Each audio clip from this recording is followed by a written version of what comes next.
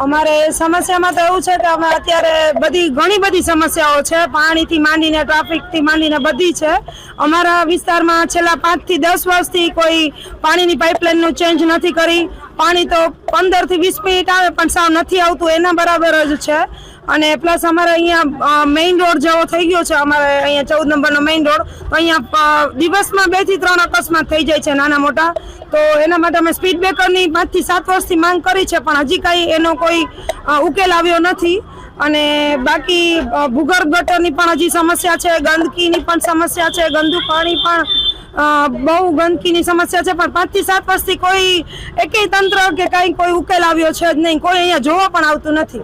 ના, અમારા પૂર્વ કોર્પોરેટરને અમે 2 થી 3 વાર રજૂઆત કરેલી છે, પાણીની, ગંદકીની, ટ્રાફિકની, બધી આ સ્પીડ બ્રેકરની, પણ કોઈ કાંઈ જોવા જ નથી આવતું, કોઈ કાંઈ ઉકેલ છે જ નહીં અમારો એકેય સમસ્યાનો। આજે અમે ઢોલ નગારા વગાડી અને થાળીને બધું વગાડીને અમે વિરોધ કરીએ છીએ કે અમારે આ બધાનો સમસ્યાનો જલ્દી ઉકેલ આવે તો સારું। 5 થી 7 વર્ષથી કોઈ અહીંયા જોવા આવતું નથી। અમે બજરંગવાડી 14 નંબરમાં રહીએ છીએ, વોર્ડ નંબર 2 આવે છે, બરોબર છે। અમારે ત્યાં અત્યારે ગટરનો એટલો પ્રશ્ન છે, પાણી દૂષિત આવે છે। અમારો જે મેઇન રોડ છે ત્યાં અમે અવારનવાર ઘણીવાર અમે ગયા છીએ તંત્રની ઓફિસે કે અમે ત્યાં બ્રેકર બનાવી દો।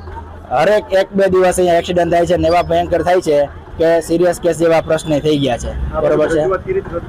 તંત્રને ઘણીવાર રજૂઆત કરેલી છે અને તંત્રે એમ કીધું કે તમે આ આજુબાજુવાળા 100 જણા સિગ્નેચર કરી આવો તો અમે બ્રેકરનું કરીએ, પણ લાસ્ટ 10 વર્ષ થયા હજી એનું કાંઈ ઉકેલ થયું નથી। કોઈ દિવસ હજી અમે સુધી જોયા નથી। ચૂંટણી આવે ત્યારે એકવાર આવે જોવા માટે કે અમને મત આપજો, આમ કરજો, તેમ કરજો, પછી અમે કોઈ દી જોયા નથી કે પ્રજા શું કરે છે, એને કોઈ દી અમારું વિચાર્યું જ નહીં। અમારે અત્યારે એવી ઈચ્છા છે કે જે પણ સરકાર હોય તંત્રને જગાવવા માંગી છીએ ઉપર સુધી, કે તંત્ર નીચે સુધી ધ્યાન આપે અને અમારે ત્યાં બ્રેકરની એક સમસ્યા છે એનો ઉકેલ કરે, ગટર ડ્રેનેજની સમસ્યા છે એનો ઉકેલ કરે, અને ખાસ પાણી 20 મિનિટ પાણી આવે છે પણ કેવું કે 5 મિનિટ જેવું નહીં એવું। આજે અમે થાળી ને ઢોલ વગાડીનો વિરોધ કરેલો છે।